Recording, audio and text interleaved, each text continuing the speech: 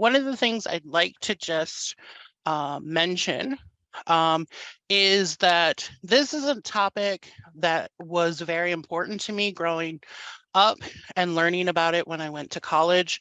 So I just want to give a special shout out to the professor I had from Iowa State, Dr. Richard Gladden, who taught post-harvest physiology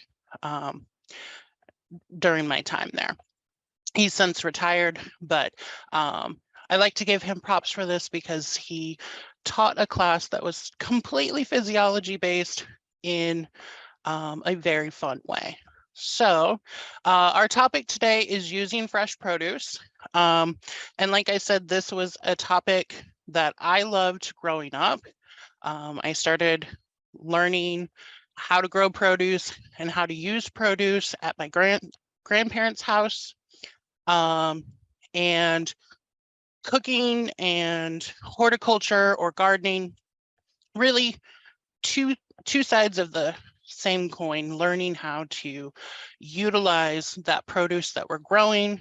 And with the expansion of farm to table or garden to table, this has been a topic that has been really fun. So I'm going to turn off my video now so that we can save some bandwidth. As Jamie said, if you guys have any questions or anything, go ahead and put those in the chat box and we'll get to them as we can. All right, so our outline for today is to talk about our harvesting techniques that we need to use, talk about post-harvest storage, and then talk a little bit about usage of that fresh produce. Now, with this topic, we're going to kind of bridge the whole season and bring it back to why that's important. So planting to harvest to storage and use. So one of the things that you might be wondering is, okay, he mentions post-harvest storage. Why is that so important? And I realize we are right after lunch. So I apologize for anybody who may have a little bit of a queasy stomach, but this is what we're trying to avoid with post-harvest storage. So if you have ever had a pack of fruit like we see here with the lemons, strawberries, and blackberries, you notice that they have a little bit of gray mold developing on them. And so our goal is to really buy this produce or grow this produce, harvest it, and then expand the shelf life of that produce before we can use it. Because food spoilage is a big problem around the world. And now with market prices how they are, when we talk about food spoilage or moldy food like this, we start to think of market price versus wasted money from that produce going bad before we can use it. So it's a grocery saver as well. All right. So when I talk about post-harvest storage, this is what happens after it is harvested. So the shelf life of the produce. Now, when we think about the plants that we grow, either in our own backyard or that is grown commercially for us that we buy from the store, 80% is decided by pre-harvest factors such as genetics, environment, and cultural factors. So let me just say that again. 80% is already decided before we even plant the seed or it's planted for us. So that remaining 20% is really determined by how that produce is harvested after harvest. And that 20% is where you and I and the people who are harvesting our vegetables can make the biggest impact. So that 85% or that 80% is determined by the genetics, the environmental and cultural factors. With that, when we look at the genetics, home gardeners often pick fruits or vegetables based on their flavor, their fresh consumption, or their preservation needs. Well, one of the things that I would like to encourage you or to challenge you to do is to also pick your fruit, your vegetable choices based on their built-in resistance to diseases and their response to natural environmental conditions. So when we talk about natural environmental conditions, that's where it's planted. We're planting it in our backyard. How is it with watering? Does it like drought? Does it like heat? Can it withstand the cold? And heat and cold tolerance play a big part in when we start talking about perennial fruit and vegetable cropping as well, because our environment is not the same year to year. While we still might have the same 150 to 180 growing days here in Illinois and the Midwest, depending on that year and when our frost comes at the beginning and the end of that year affects how that plant is survived and produces fruit. So water, sunlight, storms, disease, these are all things that we need to think about and play that part in post-harvest or pre-harvest. The cultural factors or the cultural controls are the things that you do to make up for the environmental factors.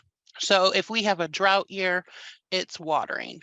If we have a lot of weeds or we didn't get to till that year, thinking about all those things. If it is a hot year, investing in some shade cloth, pruning, all of these things help us when we look at that 80%. Now the 20% for us is where we make that big impact. So looking at the plant for that year or the choices for that year, which genetic choices can we make? Is the tomato resistant to Fusarium and Verticillium wilt? Is the specific cultivar that we like of the vegetable or the fruit, does that have any specific physiological issues that we need to think about? I'll use an example from my garden this year. We planted Cherokee purple tomatoes. And one of the things with Cherokee purple tomatoes is they're a purple tomato. They have great flavor, but they are prone to a physiological condition called zippering.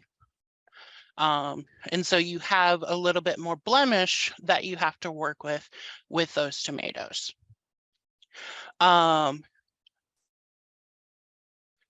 Then with that 20%, we're also looking at taking care to prevent injuries. So that goes back to harvest techniques, what we need to think about with that, and how to keep it cool if we're harvesting a lot of vegetables on a hot day and can't get them inside right away, which comes with mitigating that heat damage. All right, so let's look at harvest techniques. So harvest techniques, this is when you use tools to help you with your harvest. So many of us are very familiar with just going out, picking our vegetable or picking our fruit and putting that in a basket or a bag or sometimes an apron or a shirt to bring it in. But looking at our different vegetables or our fruits really does help us play a role in mitigating that 20%. So eggplants is one of my examples for this. Many of times I've just gone out there, and when I've been in a hurry, I notice an eggplant is ready, and I'll go out and I'll just pull on it and try and break it cleanly. 9 out of 10 times, that does not break cleanly. So one thing I like to have on hand is I have a little bit of a harvesting apron that has pockets. I have a dedicated set of pruners or shears in there. I have a pocket knife that I can use when I go out to harvest, because some of those times when you're out there harvesting, if you're going out for specifically tomatoes or peppers, you notice something else is ready and then need to pick it. So with eggplants, it's good to just take the scissors or your knife and cut to keep that stem end attached. And that plays into your 20%. If that stem cap is not left on the eggplant will actually lose water faster, and you'll cut the shelf life of that eggplant by possibly a number of days. Tomatoes are another example. The debate always is, do you pick a tomato and leave the stem on? Do you take the stem off? Both of those have their merits, and both of them have some disadvantages. When you remove the stem from the tomato, if it doesn't come off properly, it creates a wound on the tomato, which then causes an injury to the tomato. And we'll talk in a minute about what happens when we injure our produce. But then if we go out and let's say we harvest the tomato cluster, leaving that stem on there, if it's not washed properly, it can create an issue for disease growth. And if it's not dried growth, you're giving it water to continue to grow. Forking and shoveling usually are two things that people are very familiar with if they've ever grown root crops. So potatoes and carrots are usually forked from the ground. So we're putting the fork in and lifting up. Sometimes when we are harvesting those, we could nick the tomatoes or the carrots. If we're shoveling, injuring horseradish is an example of things to think about. And then shelling, just one of the things that I like to do when we teach our youth summer garden program is picking peas or beans and shelling those out for the kids to then try. Now, I'm going to show the next slide. And this is a chart from the USDA. And if any of you have ever worked in a food processing facility or have worked commercially as a harvester for a company, you have seen this chart before. This is one of those charts where it tells the different stages of the tomatoes as they harvest, and what the different stages mean underneath. So many people, when they go out and they harvest their tomatoes, they're always looking for that perfect red tomato. Sometimes when you know that a storm is coming or you're going to be on vacation, you might pick the light red or maybe even the pink.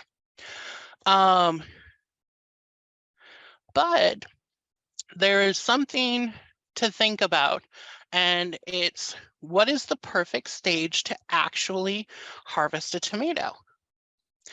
And this has been completely researched over years of tomato research. And I know everybody out there dislikes the dreaded green tomato unless you are going to have a fried green tomato or a green tomato salsa. But everybody always talks about the dreaded fast food tomato. And that is a tomato that is picked green in the green stage. And then it is ripened using ethylene, which is the ripening hormone.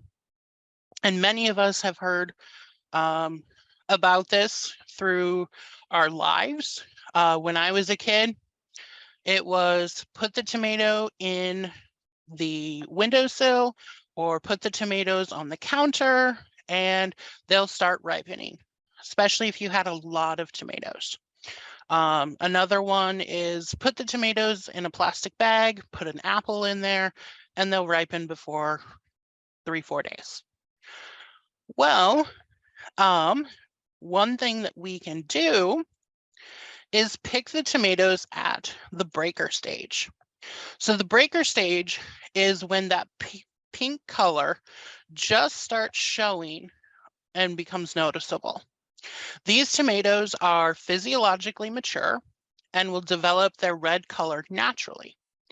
The breaker stage tomatoes can be handled and shipped or packaged for the farmer's market with less damage than those that are picked at the mature red stage. So many of us who are in Northern Illinois yesterday got a very big surprise, a very big white surprise, even though it was for about an hour or so, but we got our first snow of the year. And I feel you folks, I cringed a little bit too, because it feels too early. And so one of the things that we have to think about when we plant our tomatoes, plant our vegetables, plant our fruit, is that late frost state and the early frost state that happens in the spring, which really plays into the factor of when we can plant our vegetables and our fruit and when we can harvest them. So over the last 2 weeks in Northern Illinois, we have had, let me think, 4 or 5 frosts already. Now that's light frost. We've had a couple of hard freezes. And thinking about that, many of us have gone into garden save mode. We had produce out there before the frost or before the freezes, and we went out there and picked. So I have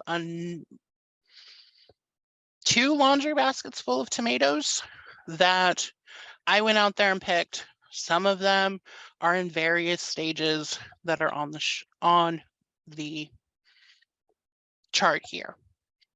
Now, with this chart, and now everybody has this in the handout, you'll know that any of the ones that have that slight pink are going to be physiologically mature, and they're going to taste like a red ripe tomato when you eat them. Now, any that you have that are still in the green stage, those are going to be those hard green tomatoes that we're used to. Now, if you want, you can color change those with the apple in the bag, putting them on the counter, and they'll still be that hard tomato, but they'll be red. Now, why is this important to know? When we talk about harvesting produce, it is good to know the best stage to harvest your produce. So many of us talk about the dreaded raccoons or the deer that we have in our yard. And knowing that if we have those green tomatoes that are slightly pink, or the ones that are turning, they're the yellow pink, we can harvest those and bring them in, so then we don't have to worry about, oh, the raccoons or the deer got our tomatoes. And there are charts like this for all of the produce that we grow here in the United States. And when we talk about knowing your vegetable, harvest times really are important. Before I go on, because with the breaker stage tomatoes, you're actually going to get a longer shelf life out of those tomatoes than the ones that are physiologically mature and red, just because of the slight differences between the breaker stage and the red tomato. So you might get, depending on your house conditions, you might get an extra 3 to 6 days. And in the role of produce, that is a lot of time. It's also a lot of money that we're saving if you have that extra 3 to 6 days to eat your produce.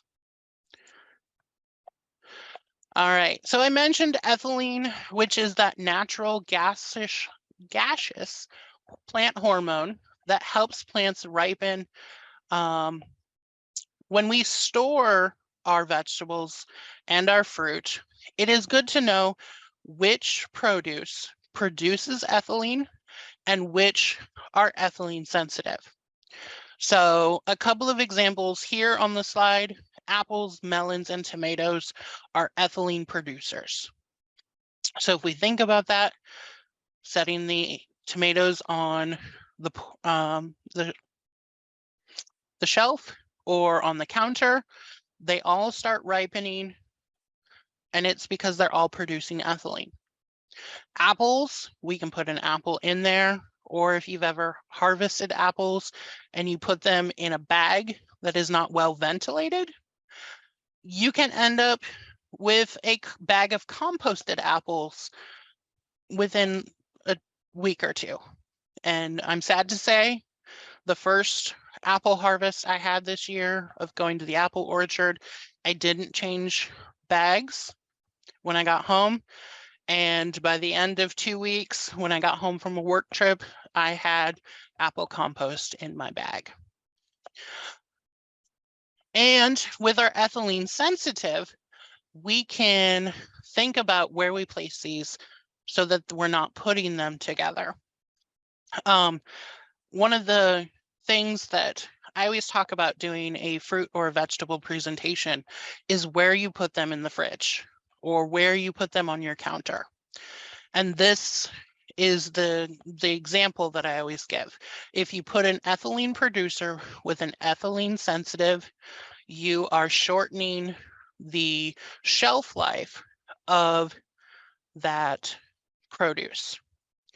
And so it's kind of like putting them together, sticking them on the counter or in your refrigerator, and they automatically start going into a time machine because it speeds up that process. Taking care of not to bruise our plants or our produce during the harvest, that cuts down on wounding. And when we wound a piece of produce, it creates that wound, which then creates ethylene. So if you've ever dropped an apple or a cucumber and noticed that it starts to get soft and watery, that is because that wound is producing that ethylene and making it ripen that much quicker. Storing produce together in the refrigerator crisper drawers, we'll talk about that in a moment. And then here is the big one that I mentioned with harvesting. If you're harvesting on a hot day, do your best to put that produce either in a shaded spot if you're harvesting a lot of produce, or taking it into your house to help it cool down as soon as possible. When we have that heat damage, it's when we take a piece of produce, it's got the sunlight, it's got all that residual heat in it.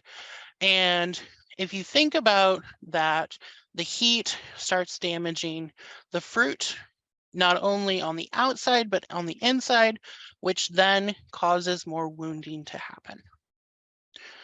And this is from the 2020 Gardener's Corner. There's an article there if you'd like to learn more about this, but you're here today.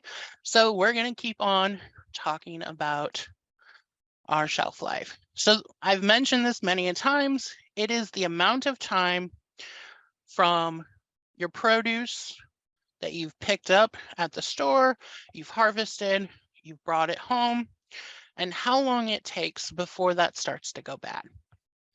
So shelf life varies based on the crop and that outer skin. So if we have a fleshier fruit, say for example, raspberries, that shelf life is 2 to 5 days from when you buy it or when you pick it. Compared to an apple that's got that thicker skin on it, you can put an apple in a cool environment and it can last months. And there are some steps that we can take to make it last a little bit longer too. So we can extend shelf life by storing it in cool conditions.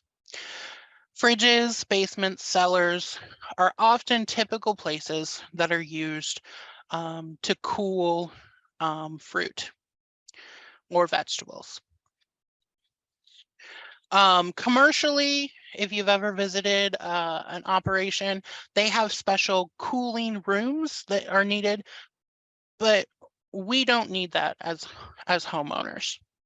One of the things that you also need to take into consideration is higher humidity environments. So putting our fruit at the perfect or ideal temperature and humidity helps increase that shelf life.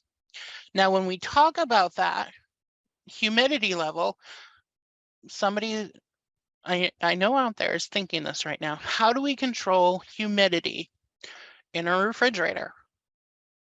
The crisper drawers, they have those slides on them, and that is what you are controlling, the level of humidity that is kept in that drawer when you slide it. Applying water to your produce when it's at room temperature. So if you think about grocery stores and you've ever walked by the produce aisle and all of a sudden the overhead shower for the produce kicks on, it's helping to increase the humidity at the produce. Another one of the things that I'll mention now, but I'll mention again, is when we bring home leafy greens or herbs, putting those in a vase of water before putting them in your refrigerator. And then one of the things to always think about is ethylene. So we talked about that being the ripening hormone, but are there ways that we can separate the ethylene so those that are producers are able to keep it and those that are sensitive are ways to keep those apart so they have that shelf life? And the answer is yes, and we'll talk about that in a moment. And then one of the things that we always talk about is the additives that can be used. So in that first picture that I showed you of the lemons, they had plastic on them. A common practice that has been used is a biodegradable wax that can be put on the outside of apples, and when you wash them with warm water, that wax melts away. And adding that wax is what helps apples to increase their shelf life. So depending on the type of apple you have, it might last a month or 2 or 6 months in a cool environment or a cellar. But with that wax on there, it could last up to a year. All right. So storage options, I mentioned. So here is just a picture of a root cellar. that's got some shelves in there and a food harvest or a produce tub. And on the tub, you can see that it has holes in there so air can go through. One of the things that really impressed me is when I visited an onion and potato farm. And so they had to cure their onions and their potatoes so that those onions and potatoes would have that long shelf life. And they used tubs like this, and they would fill them up, they would stack them, and then they would have giant fans blowing air through there to cure those onions and potatoes in order to get that longer shelf life. Now, if you've ever had a college student or a kid, or I know a couple of adults that have a refrigerator that looks like this, though this one's a very healthy refrigerator, and you just put food and produce where you can. But one of the things that we want to make sure to use is those crisper drawers. So many people either have one for fruit and one for vegetables. Another thing that you can do to help is using the list that I'm going to give you here in a little bit with ethylene sensitive and ethylene producers. You can have one drawer for ethylene and the other for non-ethylene producers. Another consideration to take is those vegetables or fruit that require a higher level of humidity versus one that doesn't have a higher level of humidity. And then, of course, there are a couple of red flags in this picture for me. Never put your tomatoes in the refrigerator unless you've already cut them. So tomatoes in the refrigerator, it's very similar to never plant tomatoes before a frost date because they're temperature sensitive. If you freeze or if a tomato gets cold, it starts to turn black. Very similar with avocados.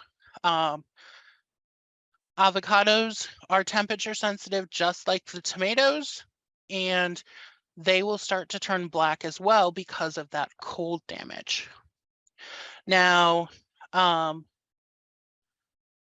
another thing I didn't highlight it, but the pineapple. Pineapple does great on your counter. And then after you cut it, then I would put it in the refrigerator. All right. So some tips to extend that shelf life.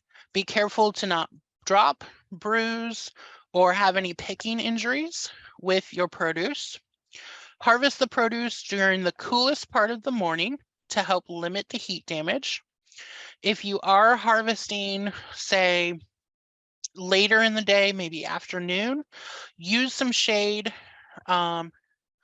If you have the tree shade, or if you have a cooler that you're taking out with you, put those in there to help cool them down while you're outside. Store produce of similar qualities together for optimum temperature and humidity requirements, as well as ethylene sensitive, and store your ethylene producers and your ethylene sensitive fruits separately. Now, I know this list and the previous list have only had a couple, but here is the full list. So these are the ones that we commonly have in Midwestern or US households. And so you can see the produce on the left is the ethylene producers. And the ones here on the right are the ethylene sensitive ones. Now, this isn't to say that the ethylene sensitive ones will not produce ethylene. If you damage the ones on the right, they still have the ability to produce ethylene. It's just not as much. You may notice that blackberries and raspberries are on this right list as sensitive, but they have an asterisk by them.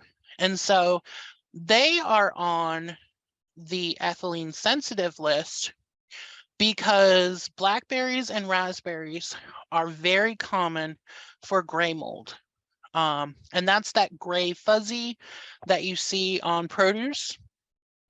And ethylene stimulates that gray mold growth. So this causes the fruit to become inedible before the fruit breaks down fully. So you may have noticed this on a couple of other produce examples that you've had in your refrigerator. And then of course, ethylene can change not only the color, but it can impact some of the flavor that you get with your produce. So for lunch today, I had an apple, and it was one that when we brought it in, it fell on the floor as it was coming out of the bag, and I ate it. There's nothing wrong with it, except for when I cut it open, it had some of those brown spots or soft spots that we commonly see with dropped produce. All right, so let's move on to usage. So one of the things I always like to tell folks when we're in spring programming is begin planting your garden by what you're going to use it for. Grant McCarty, who is one of our local foods and small farms educator, has a great program about this, about using recipe books to help plan your vegetable gardens for the year. But think about the things that you want to make with this produce. I know we've all been in the situation where we love our tomatoes so much that we go and we buy a 6-pack of one cultivar, a 4-pack of another cultivar, and maybe one of the big pots of another cultivar, because we want those different flavors. And we planted them on the same day. And when we looked at the tag, they all harvest at the same days to maturity. So what do we do with 200 tomatoes that we harvest all on the same day? So that's one thing to think about. What are you going to do with those excess? Are you going to be somebody who cans, preserves, freezes?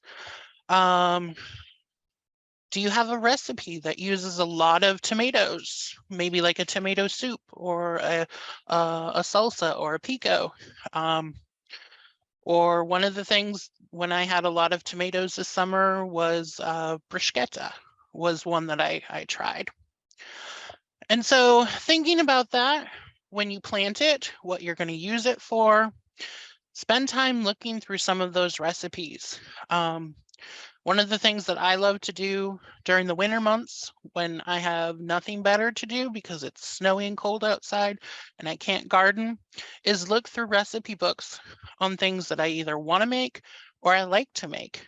And then when I start getting those seed catalogs and produce catalogs in the mail, looking at, okay, so if I'm going to be using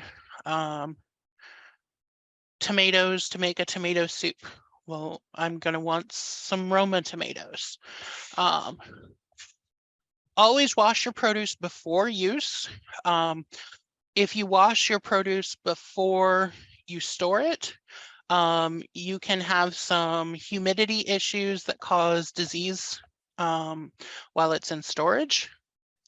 Look into kitchen tools for specific produce. So I put this one on there because when we have those 200 tomatoes, or if you receive a donation of something from your neighbor, how are you going to get through 50 bananas or 50 cucumbers to do something with them in a quick amount of time? So there are new gadgets out there, new types of choppers. And one of the things that I will mention, because when I put this slide together, I had just bought a new mandolin chopper.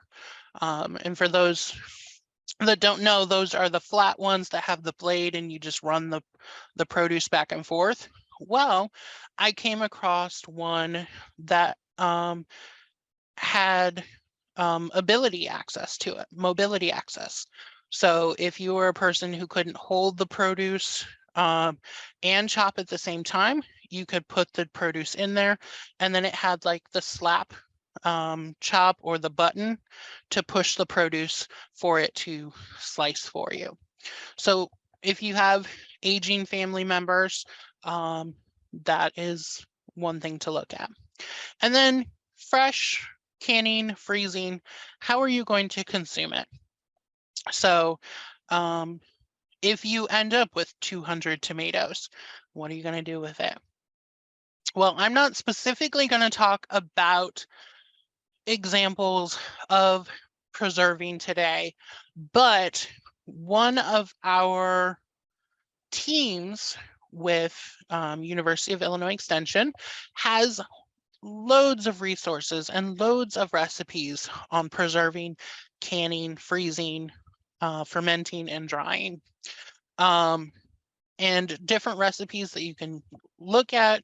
If you have a new chef or a budding kid who likes to help out in the kitchen, there are food safety recipes available on here too.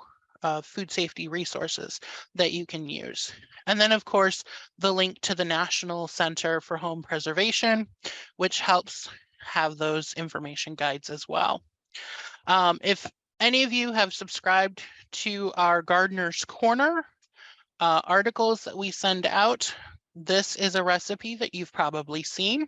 One of our nutrition and wellness educators, Mary Liz Wright, wrote this wonderful Gardener's Corner article on pickling produce this summer.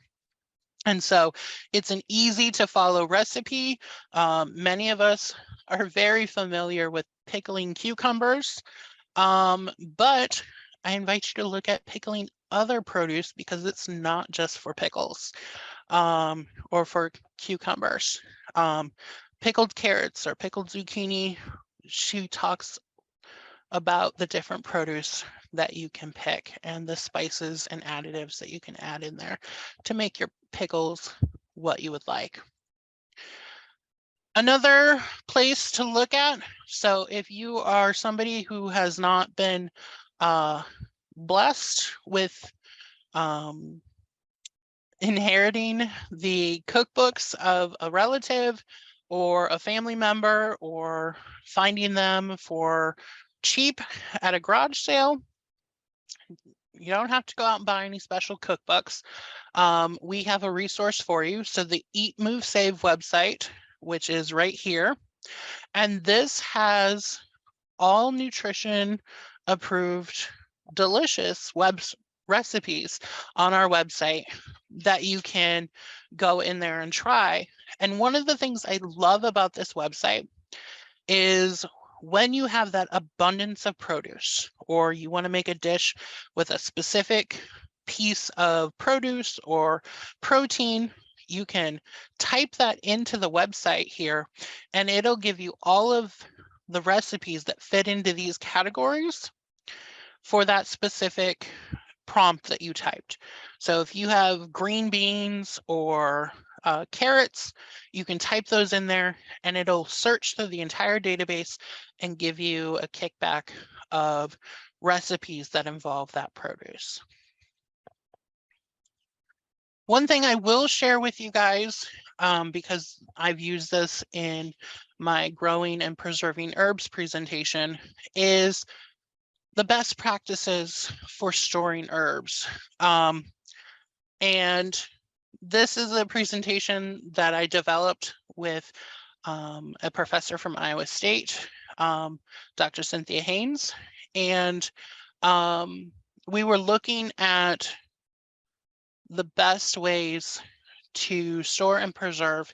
And so we were looking at some of those nutrition and wellness guidelines that are out there for the best ways to store herbs. So like I mentioned earlier, one of the things when we get those leafy greens or we get those herbs, putting them in that glass of water here and putting those either into the refrigerator if they are ones that tolerate the cold, or putting them in water and then putting them on the counter. I love to do this with my green onions. When I get to the bottom, I put them down there and then I regrow a new crop for another recipe. We can always freeze our herbs. So washing the herbs, if we're going to freeze them whole, and make mint ice cubes like as pictured here. Or you can always chop them up and store them in either water, olive oil. If you're going to be using them in a Italian recipe, you might use the oil, or you might put a little bit of chicken stock or a stock in there for if you're going to use it in a soup. And you can put these in your refrigerator, or not your refrigerator, your freezer, and you can store those for up to 4 to 6 months.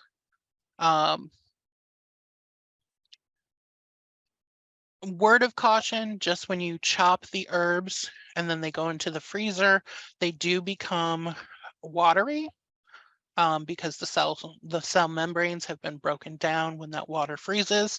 So if you're wanting to do something pretty, like make a beverage or a dessert, freeze them whole. Chopping the herbs really does do best for soups and sauces. And then I love this picture. I wish I had a room in my house that I could do this, to hang dry all of my herbs. But I do my herb hanging just in my washroom.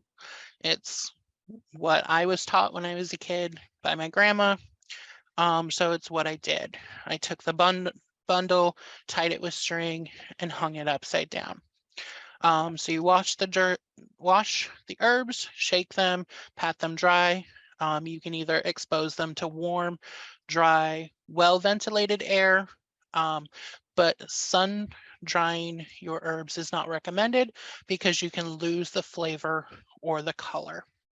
Now, when we talk about sturdy herbs versus tender herbs, sturdy herbs are going to be rosemary, sage, thyme, and those tender ones are going to be oregano, tarragon, lemon balm, mint, those things that have a higher moisture content and could mold more quickly if not dried quickly. So that's why there's that difference between sturdy herbs and tender herbs. And then microwave drying, it's the fastest way to dry herbs when you only have small amounts to prepare. I will say I have done microwave drying before. I used it when I had dill. So the dill, I just took off the stem, laid it on a paper towel, and followed the directions that were in my microwave book about how to dry something. Usually putting it on defrost for a number of seconds at a time to dry out that moisture is what my microwave book depicted when I did it. Dehydrator drying. So this is one to, if you have a dehydrator, you can do putting them in a single layer, and then depending on what you are dehydrating to dry, it could take 1 to 4 hours to do.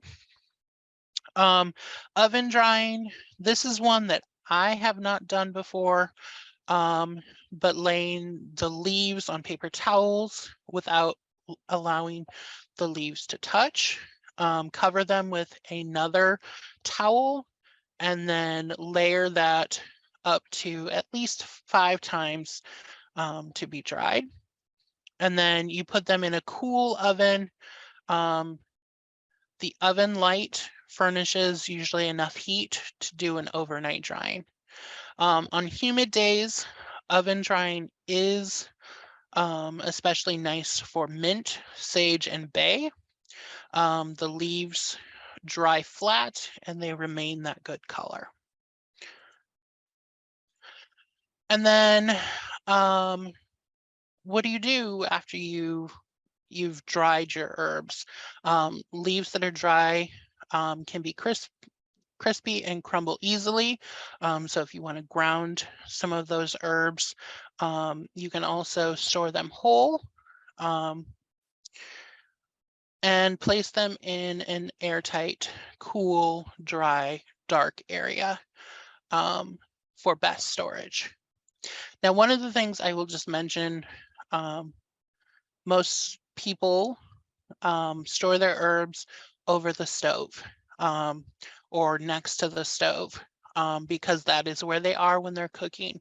That heat from the stove actually affects the flavor. And so it actually takes down the storage life of those herbs. So setting them off on another side or away from the stove helps with that flavor. One of the things that I always just post in this presentation is that the conversion chart. So in your handout, you have this conversion chart. I've copied this into one of my cookbooks so that I have it when I'm in the kitchen. The equality between fresh, dried, and ground herbs. All right, so we're coming towards the end of our presentation today, and we've got about 5 minutes left. So in today's presentation, we talked about why post-harvest is important, why we need to take mindful care to do this, what techniques we can do, how best to store our produce or our herbs, and then thinking about planting our gardens or using our produce with that end in mind. So of course, if you joined late and didn't get to see me, this is me, Bruce Black. I am available by email at my email address here. This is my computer phone, which does connect right to my computer. So if you do have one of those questions, it connects to my email as well. If you leave me a voicemail, and I can get back to you to answer that question. Resources for this presentation. The information on post-harvest storage came from the USDA Handbook 66. This is the commercial storage guide, and if you are going to be growing a lot of different vegetables, or if you grow just 1 or 2 vegetables, I encourage you to look at this document. This is where all of that research that I've talked about on our vegetables is stored. And so this is a very hefty document. I don't encourage printing it out. You can get printed copies, but I wouldn't encourage you to print it out unless you want to spend the time for money and ink. But it is a great resource to have. I have it digitally on my computer. It's downloadable in PDF form here. And one thing I love about the PDF version is it's searchable. So if you want to go to that chart in the back where they start talking about individual storage guidelines for produce, that's where you can go. Now, as a homeowner looking at this resource, one of the things I would tell you is you're not going to be 100% scientifically active when you're storing your tomatoes with your cucumbers, with your bananas, or your oranges. But that's where that happy medium comes in with our crisper drawers. If you know that something is high humidity temperature wise, with others being low humidity temperature wise, you can store them off that way. And then of course, on our website, we have food safety tips, as well as those recipes, preservation guidelines and recipes for preservation, all on our website. So I encourage you to check that out. One of the things that I do want to point out, if you have not been to our horticulture website, we have info sheets. So you may have heard of other extension services having fact sheets. This is our version with the info sheets. So these info sheets are written by the horticulture team and our campus specialists that we have put together and made available on our website. And each one of these is a clickable, opens to a PDF, and they're great for handouts, for programs, or for keeping up on current garden information. I just did fruit and vegetable here for the presentation today, but we have them on all aspects of gardening and horticulture. If you want to view past recordings of the Four Seasons Garden program, they are available on YouTube at this link for Four Seasons recordings. And I will open it up for what questions you have. And I also invite you, if you have a QR code scanner on your phone, or if you want to go to this website after the presentation, you can let me know how you received today's presentation. If you liked it, if you didn't like it, things you think that you'd like to see in the future, things that you would like to see if this program is offered again for using fresh produce, as well as providing a little bit of information for if you're going to use this information in our upcoming garden season. So with that, Jamie, I will open it up for questions.